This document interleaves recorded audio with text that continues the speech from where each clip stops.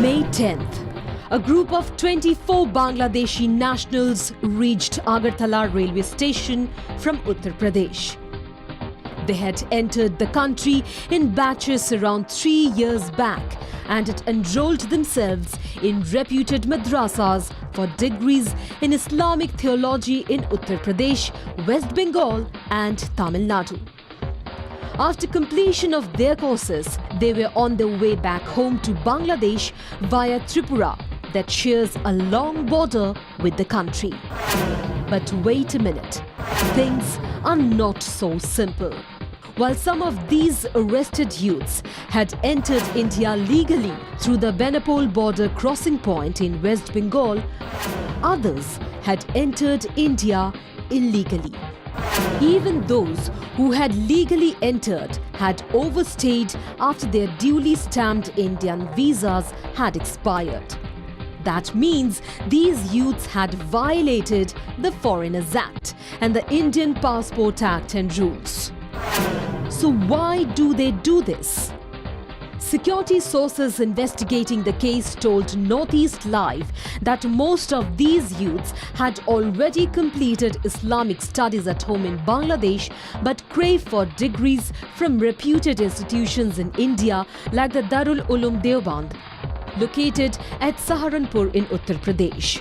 These officials said degrees from Deoband carries weight back home and such graduates are in demand at mosques and other Islamic institutions in Bangladesh. So they enter India either legally or illegally and stays on. In the case of those who entered legally, they stay even after their visas had expired. Now, there is another angle to the story. Institutions like Darul Uloom and others insist of proof of Indian citizenship from potential students.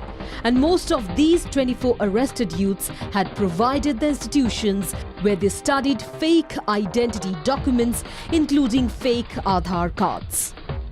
This has raised serious questions on the prevalence of such well-organized rackets in the country and questions on the Aadhar cards as well. How would they return home after completion of their courses? Their seniors had apparently advised them that Agartala is the place from where they can return home in Bangladesh, as there exists a well-oiled mechanism in place in the Tripura capital. Who is running this network is the key question. It is up to the Tripura police now to probe and unearth the kingpins behind these rackets. And yes, another angle the police needs to investigate is a possible human trafficking network that may be operating successfully in Tripura. After shocking revelations of illegal border crossing arrangement racket in Tripura came to light, it has to be seen if the Tripura police manages to unearth more details into the case and to bring the kingpins to book. Bureau Report, Northeast Live.